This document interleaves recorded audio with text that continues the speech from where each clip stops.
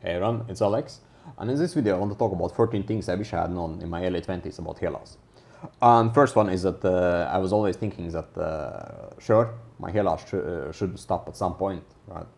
I was kind of wishfully thinking that it can't progress that much more, but of course it didn't. It just kind of got worse and worse day by day, and by not taking action and delaying to do something about it, it just made more suffering of my mindset. Second one is trying natural remedies and hoping that they will work as well. I tried them for a long time. I think I tried them for almost a year without any results. They didn't even stop my hair loss, and it was basically a waste of time.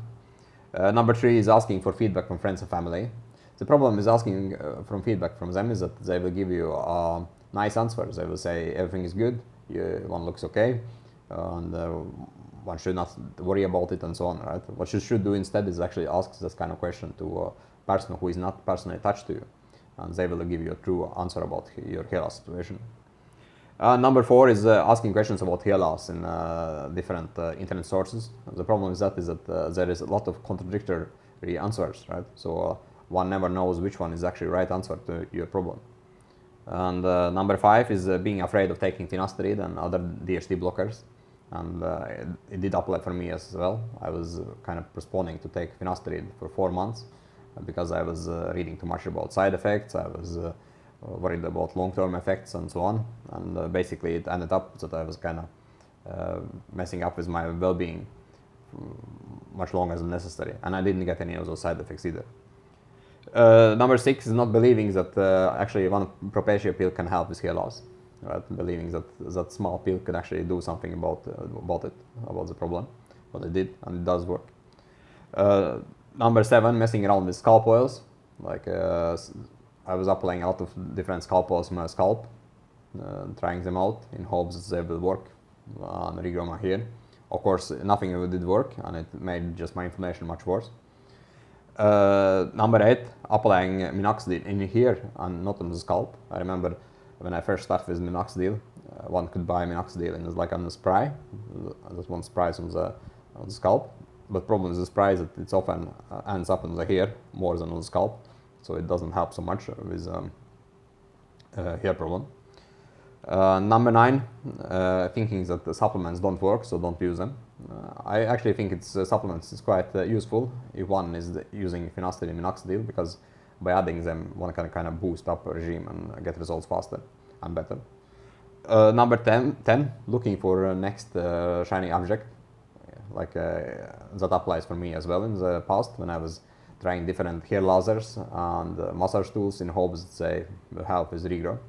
And basically it was just a waste of time and money. Number 11, believing that hair transplantation is a final solution that will solve all the problems. There are a lot of guys who have done it and they don't have results that they were hoping for, so one should be very careful before doing something dramatic like that. Another one is number 12, adding too many things to the regime and don't know what works, what doesn't.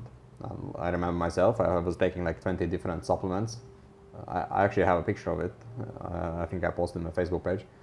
And I was taking like 20, I think even more than 20 pills a day in hopes that some of them would regrow my hair. And when one is messing around too much, right, one don't know what works, what doesn't work, and it becomes too complicated.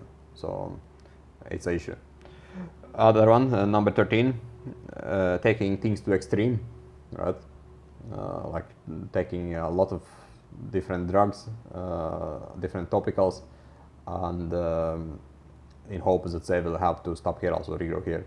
And it can be an issue as well because some of them have serious side effects. I don't mention them, but I think most of them are well known.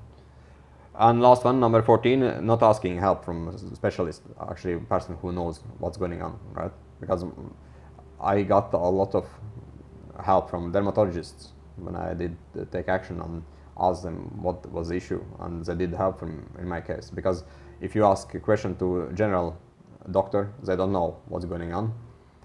But if you ask actually some specialist, they have better answers for you. Okay guys, that was all. I hope you enjoyed this video. Cheers.